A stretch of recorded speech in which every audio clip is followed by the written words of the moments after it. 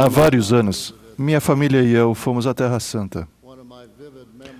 Uma das minhas lembranças vívidas dessa viagem foi a visita que fizemos ao cenáculo em Jerusalém, o local da última ceia segundo a tradição. Enquanto estávamos naquele lugar, li para eles João 17, em que Jesus rogou ao Pai por seus discípulos. Eu rogo por eles, para que sejam um, assim como nós. E não rogo somente por estes, mas também por aqueles que, pela sua palavra, hão de crer em mim, para que todos sejam um, como tu, ó Pai, és em mim e eu em ti, que também eles sejam um em nós. Fiquei profundamente emocionado ao ler essas palavras e orar naquele local sagrado para que eu seja sempre um com minha família, o Pai Celestial e seu Filho. Os preciosos relacionamentos que temos com a família, com os amigos, com o Senhor e sua igreja restaurada estão entre as coisas que mais importam nesta vida. Como esses relacionamentos são muito importantes, eles devem ser valorizados, protegidos e nutridos. Uma das histórias mais tristes das Escrituras ocorreu quando muitos dos discípulos do Senhor acharam difícil aceitar seus ensinamentos e sua doutrina e tornaram para trás e já não andavam com Ele. Quando esses discípulos saíram, Jesus voltou-se para os 12 e perguntou: Quereis vós também retirar-vos?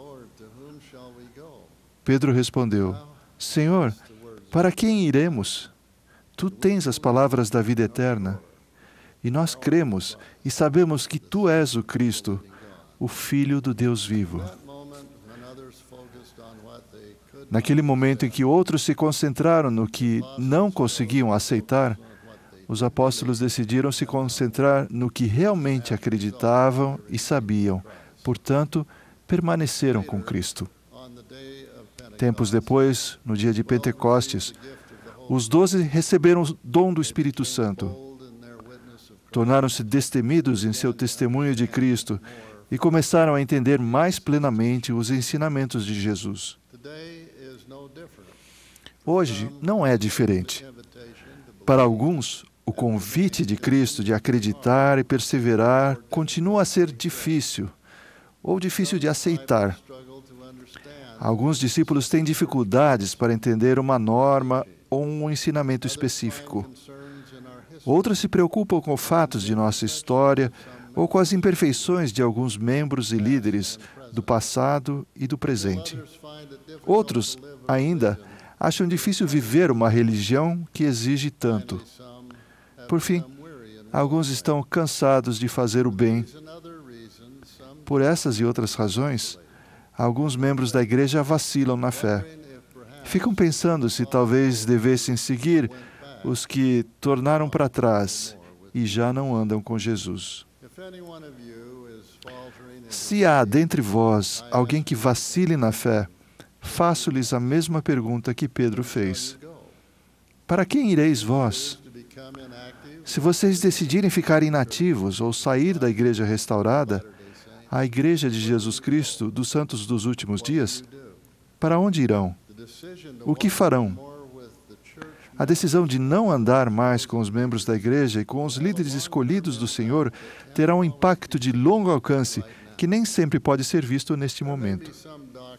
Pode haver algumas doutrinas ou normas, alguns trechos da história que não estejam de acordo com sua fé e vocês sintam que a única forma de resolver esse desconforto interior agora é não andar mais com os santos. Se vocês viverem tanto quanto eu, vão descobrir que as coisas têm um jeito de se resolver por si mesmas. Uma revelação ou comentário inspirado pode trazer luz sobre um problema. Lembrem-se, a restauração não é um evento isolado, mas é algo que continua a acontecer. Nunca abandone as grandes verdades reveladas por meio do profeta Joseph Smith. Nunca parem de ler, ponderar e aplicar a doutrina de Cristo contida no Livro de Mórmon. Nunca deixe de dar ao Senhor o mesmo tempo que dão a outras fontes a fim de entender, por meio de tentativas honestas, o que o Senhor revelou. Como disse certa vez meu querido amigo Elder Neil A. Maxwell, não devemos supor que só porque algo é inexplicável para nós, não tem explicação. Por isso, antes de fazerem essa escolha espiritualmente perigosa de sair, eu os incentivo a parar e pensar bem, antes de desistir do que lhes trouxe pela primeira vez o testemunho da Igreja Restaurada de Jesus Cristo. Parem e pensem sobre o que sentiram aqui e por quê. Pense nas ocasiões em que o Espírito Santo prestou testemunho a vocês da verdade eterna. Aonde irão para encontrar outras pessoas que partilham de sua crença em pais celestiais, amorosos e reais, que nos ensinam como voltar à presença eterna deles? Aonde irão para serem ensinados sobre um Salvador que é seu melhor amigo, que sofreu não apenas por seus pecados, mas que também sofreu dores e aflições e tentações de toda espécie, para que se lhe encham de misericórdia as entranhas, segundo a carne, para que saiba, segundo a carne, como socorrer seu povo de acordo com suas enfermidades. Inclusive, acredito eu, a enfermidade de perder a fé.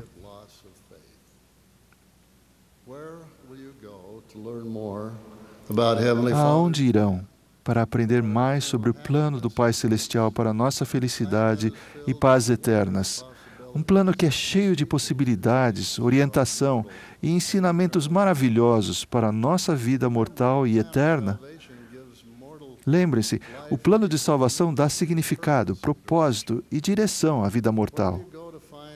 Aonde irão para encontrar uma igreja com uma estrutura organizacional detalhada e inspirada, por meio da qual vocês são ensinados e apoiados por homens e mulheres que estão profundamente comprometidos em servir ao Senhor, servindo a vocês e a sua família? Aonde irão para encontrar profetas e apóstolos vivos, que foram chamados por Deus para dar-lhes outra fonte de conselhos, entendimento, consolo e inspiração para os desafios de hoje? Aonde irão para encontrar pessoas que vivem de acordo com um conjunto de valores e padrões prescritos que vocês compartilham e querem transmitir a seus filhos e netos? E aonde irão para ter a alegria de fazer as ordenanças de salvação e dos convênios do templo? Irmãos e irmãs, aceitar e viver o Evangelho de Cristo pode ser desafiador. Sempre foi e sempre será assim. A vida pode ser como as pessoas que fazem uma caminhada por uma trilha árdua e íngreme. É natural e normal parar de vez em quando no meio do caminho para tomar fôlego, recalcular a rota e ajustar o ritmo. Nem todo mundo precisa parar no meio do caminho, mas não há nada de errado nisso quando as circunstâncias assim exigem. Na verdade, pode ser algo positivo para aqueles que aproveitam ao máximo da oportunidade de se refrescarem com a água viva do Evangelho de Cristo.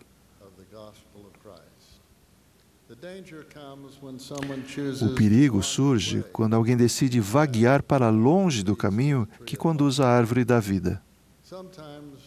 Às vezes, podemos aprender, estudar e saber, mas outras vezes temos que acreditar, confiar e ter esperança. No final, cada um de nós terá de responder à pergunta do Salvador: quereis vós também retirar-vos? Todos nós temos que buscar nossa própria resposta para essa pergunta.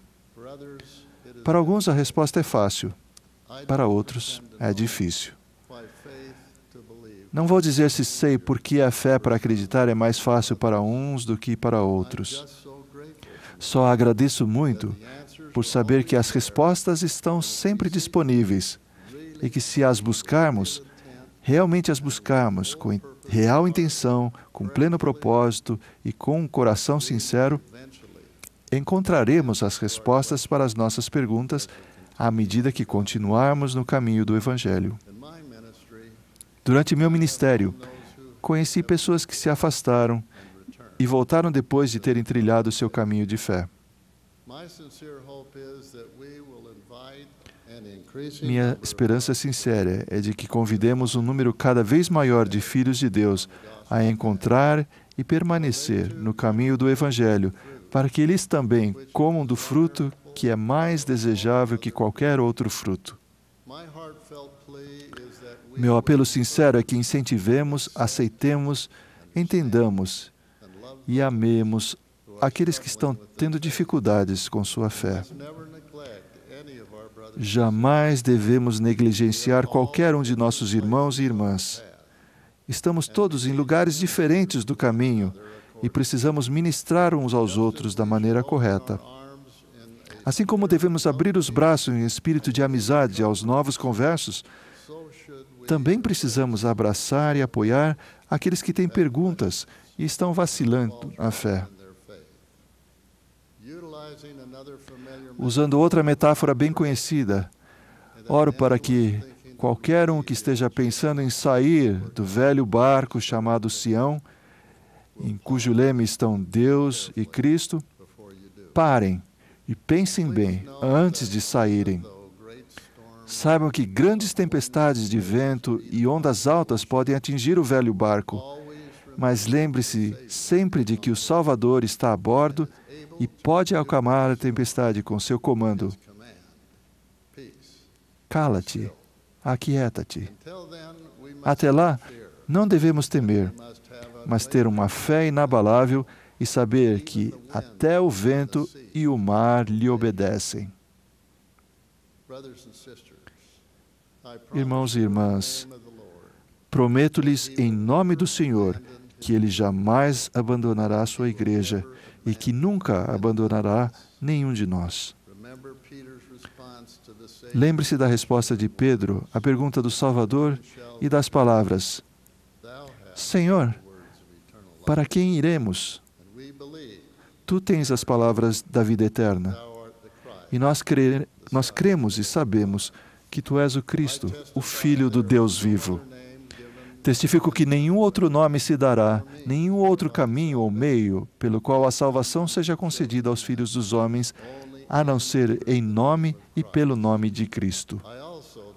Testifico também que Jesus Cristo chamou apóstolos e profetas em nossos dias e restaurou sua igreja com ensinamentos e mandamentos, como um refúgio contra a tempestade e contra a ira que certamente virão, a menos que as pessoas do mundo se arrependam e voltem-se para Ele. Testifico ainda que o Senhor convida todos a virem a Ele e a participarem de sua bondade, e não repudia quem quer que o procure, negro e branco, escravo e livre, homem e mulher, e todos são iguais perante Deus. Jesus é o nosso Salvador e Redentor, e seu Evangelho restaurado vai nos guiar em segurança de volta à presença de nossos pais celestiais, se permanecermos no caminho do Evangelho e seguirmos os passos do Senhor. Presto testemunho disso, em nome de Jesus Cristo. Amém.